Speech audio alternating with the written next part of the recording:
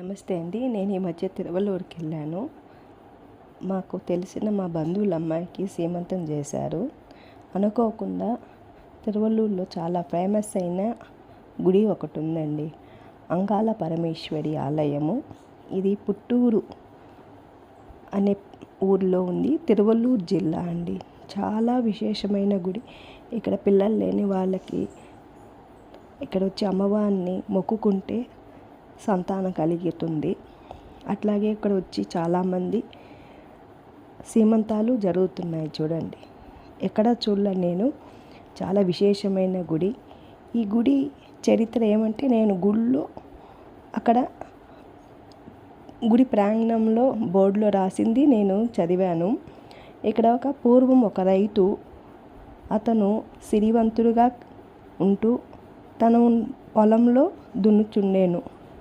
అప్పుడు అతనికి పరాశక్తి ఉండే చోట నాగలి తెలియదు కదా ఆయనకి, నాగలితో దున్నుతూ ఉంటే అక్కడ రక్తధారలై మట్టిలోంచి వస్తూ ఉంటే అది గమనించి అతను భయపడి గట్టిగా అరుస్తూ ఉంటే చుట్టుపక్కల ఉన్న రైతులు పొలంలో పని చేసుకునే వాళ్ళు అక్కడికి వచ్చి చూశారు. చూస్తే అక్కడ ఏముందని చిన్నగా అన్నీ మట్టి అంతా తవ్వి చూస్తే అమ్మవారి విగ్రహం బయటపడిందంట. అది ఏమిటనేసి అప్పుడంతా ఒక పెద్ద ఆవిడని తీసుకొని వచ్చి ఆమె దగ్గర ఏమిటి వివరాలని కనుక్కుంటే అమ్మవారు ఆమె ద్వారా చెప్పించిందంట. తను ఇచ్చట నుండి తనను నమ్మి ఇక్కడికి వచ్చి మొక్కుకుంటే వాళ్ళ కోరికలు తప్పకుండా నేను తీరుస్తాను. ముఖ్యంగా పిల్లలు లేని దంపతులు పిల్లలు, పెళ్లి కాని వాళ్ళకి పెళ్ళిళ్ళు, ఉద్యోగం వ్యాపారం ఉన్న వారికి ఉన్నతంగా ఇంకా ఉన్నత స్థానం కోసము మొక్కుకున్న తీరుతుంది. ఆరోగ్యం కోసము ఆరోగ్యము, అట్లాగే మనకి నరదిష్టి కానీ గాలి పీడ కలగకుండా చేసేందుకు ఇక్కడ చాలామంది మొక్కుకొని అమ్మవారికి టయానికి అట్లీస్ట్ ఒక 20 మంది అయినా సీమంతాలు జరుగుతున్నాయండి.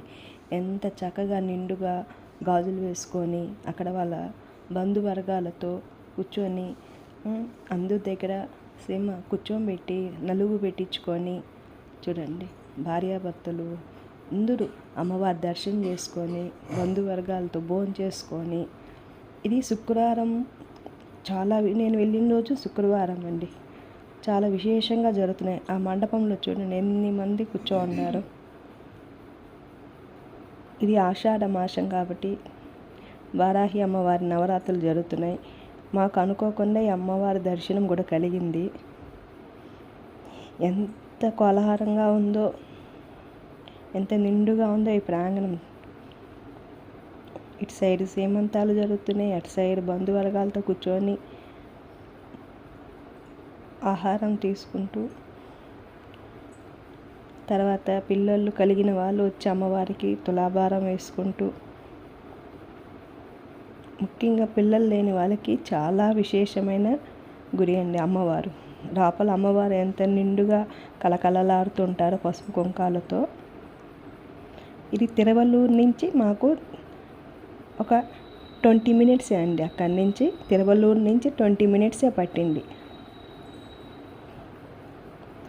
దీని అడ్రస్ కూడా నేను పెడతాను చూడండి. ఈ చెట్టుకి చక్కగా ఉయ్యాల కడుతూ చాలామంది దంపతులు వచ్చి కోరుకున్న కోరికలు చక్కగా అమ్మవారికి నెరవేరాలని గుడి ప్రాంగణంలో ఉంది చెట్టు.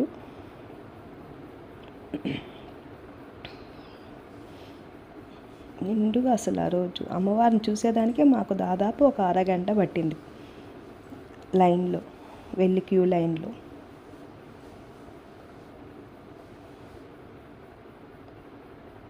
పుట్టలూరు పుట్టాలమ్మ అంటే గుడి పేరు.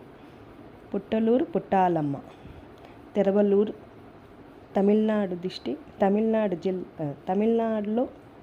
తిరువల్లూరు జిల్లా. తిరువల్లూరు నుంచి 20 కిలోమీటర్స్.